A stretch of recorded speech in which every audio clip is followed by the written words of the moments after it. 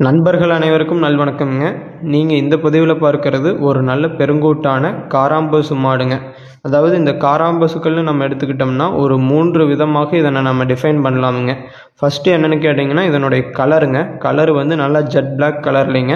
எந்த ஒரு வெள்ளை புலியோ வெள்ளை மறையோ ஒரு எல்லளவும் இல்லாமல் நல்ல சுத்தமாக தெளிவாக இருப்பதனால் இந்த கருப்பு கலர் வந்து பார்த்திங்கன்னா நம்மளுக்கு ஜென்ரலாகவே ஒரு சூரிய கதிர்களை உள்வாங்கக்கூடிய சக்தி படைத்ததுங்க. ஸோ அதனால் இந்த மாடுகளினுடைய பாலில் வந்து பார்த்திங்கன்னா விட்டமின் டி என்கிற ஒரு புரதச்சத்து அதிகமாக இருக்குங்க.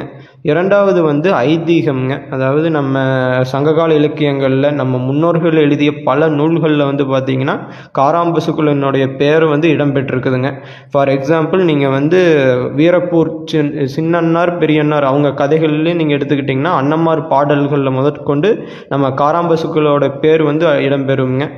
இன்னொரு பக்கம் வந்து பார்த்திங்கன்னா நம்ம முன்னோர்கள் சொல்லுவது என்னென்னா கிருஷ்ணர் வந்து குழந்தைகளை வந்து பால் ஊட்டினதுனால காம்புகள்னாலும் கருப்பானது. ஸோ அதனால காராம்பசுக்கள் அப்படிங்கிற ஒரு பெயர் வந்ததாகவும் சொல்கிறாங்க.